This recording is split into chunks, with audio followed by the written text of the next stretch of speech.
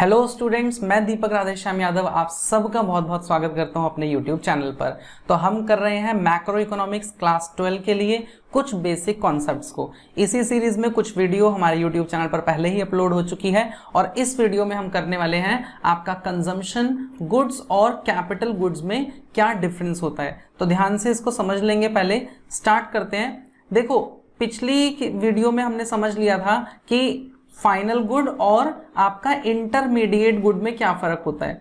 ठीक है, तो अब यहां पर जब हम बात कर रहे हैं तो हम ये बात कर रहे हैं कि फाइनल गुड्स दो तरीके के होते हैं। अगर हम इसका क्लासिफिकेशन देखें तो फर्स्ट आपका हो जाता है कंजम्पशन गुड्स और सेकंड हो जाता है कैपिटल गुड्स।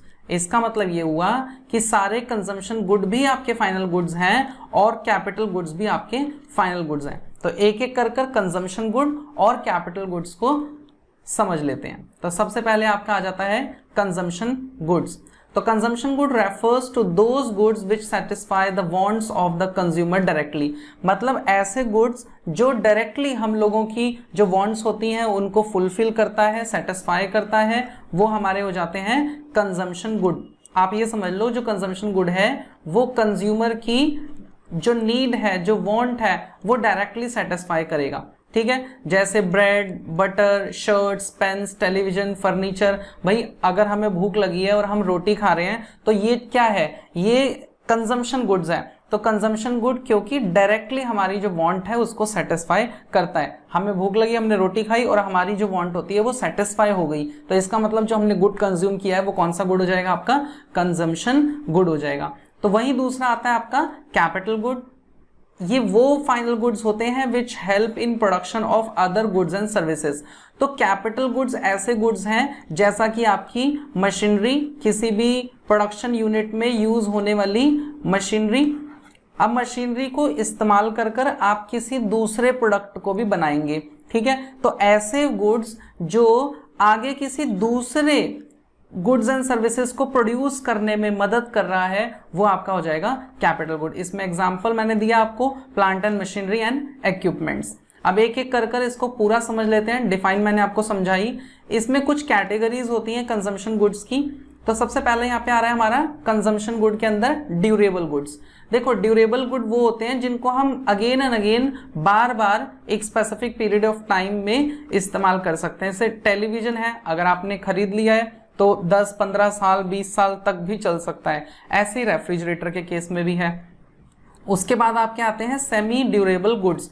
तो सेमी ड्यूरेबल गुड्स कौन से गुड्स होते हैं, जो कि लिमिटेड पीरियड ऑफ टाइम में यूज्ड अप हो जाते हैं। मतलब इनका जो लाइफ स्पैन होता है वो लगभग 1 साल का ही होता है। जैसे आप क्लोथ्स खरीद के लाए, क्रॉकरी खरीद के लाए, शूज खरीद के आए, तो लगभग अप्रोक्सीमेटली आपका 1 साल के अंदर ये यूज्ड अप हो जाते हैं। तो इनका नाम हो गया हमारा सेमी ड्यूरेबल गुड। फिर होते हैं non durable good. Non durable मतलब जो एक ही बार सिंगल एक्ट ऑफ कंजम्पशन के लिए ही काम आते हैं, ये हमारे नॉन ड्यूरेबल हैं, जिनको हम रख नहीं सकते बिल्कुल। ठीक है, ये मोर देन वंस यूज भी नहीं हो सकते। जैसे मिल्क है, ब्रेड है, आपने रोटी खा ली, आपने ब्रेड खा ली, आपने दूध पी लिया, तो ये दोबारा थोड़े ना इस्तेमाल किया जा सकता है। तो ये कौन सी कैटेगरी में आ जाएगा, आपका नॉन ड्यूरेबल गुड में। और फोर्थ आपका आता है सर्विसेज। सर्विसेज ऐसे नॉन मटेरियल गुड्स होते हैं। नॉन मटेरियल मतलब इसे दिखाई नहीं दे रहे कि हम क्या इस्तेमाल कर रहे हैं। जैसे आप यहाँ पर चीजें समझने के लिए आए हो, तो टीचर की जो फैसिलिटीज हैं वो सर्विस है, लॉयर की जो फैसिलिटीज आपको मिल रही हैं वो सर्विस है, डॉक्टर की सर्विसेज।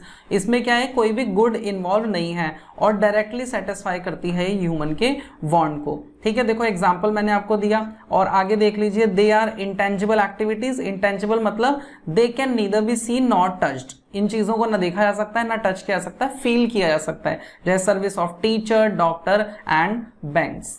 हमने कैपिटल गुड की डिफाइन पढ़ ली है। कैपिटल गुड वो गुड होते हैं जो किसी दूसरे गुड्स एंड सर्विसेज को बनाने में हेल्पफुल होते हैं। ठीक है, तो इसके कुछ पॉइंट्स देख लेते हैं।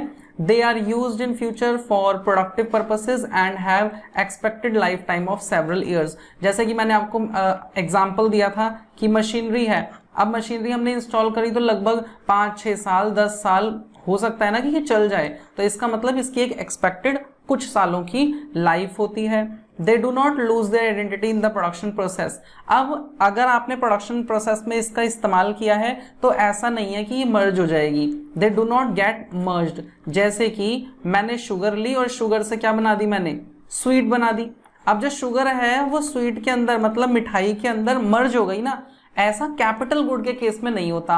आप किसी भी गुड को बनाते हैं तो उसमें मशीन थोड़ी ना इन्वॉल्व हो जाती है, मशीन तो वैसे के वैसे रहती है। आप आगे भी गुड्स एंड सर्विसेज का प्रोडक्शन कर सकते हैं। तो सेकंड पॉइंट ये कह रहा है, दे नीड रिपेयर और replacement over time as they depreciate over the period of time. जैसे मैंने मोबाइल फोन लिया, ठीक है, जैसे जैसे अब मैं उसको इस्तेमाल करता जाऊंगा उसकी वैल्यू धीरे धीरे कम होती रहेगी। इसी को हम कहते हैं डेप्रिसिएशन। किसी भी चीज की वैल्यू धीरे धीरे घटती रहेगी। अब उसके लिए हमें रिप्लेसमेंट करनी पड़ेगी उसकी, तो हमें कुछ इसमें रिप्लेसमेंट करनी पड़ती है। हम जैसे बिल्डिंग बनाते हैं तो हमें टाइम टू टाइम उसका रेनोवेशन करना पड़ता है, कुछ रिपेयरिंग करानी पड़ती है ताकि वो सही तरीके से बना रहे। लास्ट पॉइंट है, they have derived demand as their demand is derived from the demand of other good. जो मशीनरी है उसकी डायरेक्टली डिमांड नहीं होती, उसकी डिराइव्ड डिमांड होती है। क्या होती है? Derived demand. डिराइव्ड डिमांड का मतलब है कि हमने क्लोथ्स की डिमांड करी। अब क्लोथ्स की हमारी डिमांड को पूरा करने के लिए जो प्रोडक्शन यूनिट्स हैं वो प्रोडक्शन यूनिट क्या करेंगी, वो अब खरीदेंगी मशीनरी को, ठीक है, ताकि वो जो हमारी कंज्यूमर की डिमांड है उसके लिए गुड्स को बना सकें। तो इसका मतलब ये हुआ जो कैपिटल गुड्स होते हैं उनकी डिराइव डिमांड देखने को मिलती है। अब एक बात यहाँ पे आ जाती है कि कंजम्पशन गुड और कैपिटल गुड में हम क्लासीफाई कैसे करेंगे, हमें कैसे पता लगेगा कि कौन सा कंजम्पशन गुड है और कौन सा कैपिटल गुड है। तो देखो, the same good can be consumption good and also capital good. एक ही गुड कैपिटल गुड भी हो सकता है और वही गुड आपका कंजम्पशन गुड भी हो सकता है। ये डिपेंड करता है सीधा सीधा कि आप उसका अल्टीमेट यूज क्या कर रहे हैं। पहले अपने वीडियो देखी होगी तो हमने देखा था फाइनल और इंटरमीडिएटरी गुड जो है उसमें भी हमने ऐसे ही देखा था कि उसका एंड यूज आप क्या कर रहे हैं। जो आप उसका एंड यूज कर रहे हैं उसी पे ही डिपेंड करेगा कि वो उसका क्लासिफिकेशन कौन सा होना चाहिए।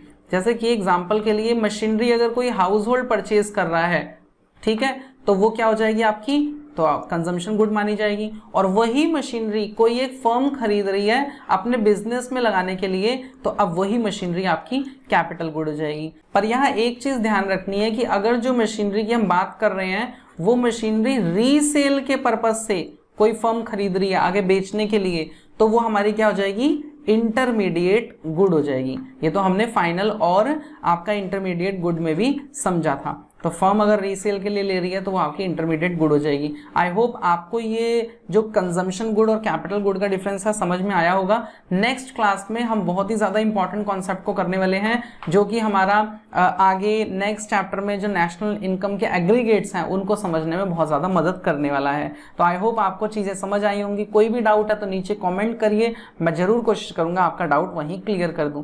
चीजें समझ आ रही हैं, चैनल को सब्सक्राइब जरूर कर लीजिएगा, बेल आइकन को जरूर से प्रेस कर लीजिएगा। मिलते हैं किसी नए वीडियो में, तब तक के लिए टेक केयर, गुड बाय।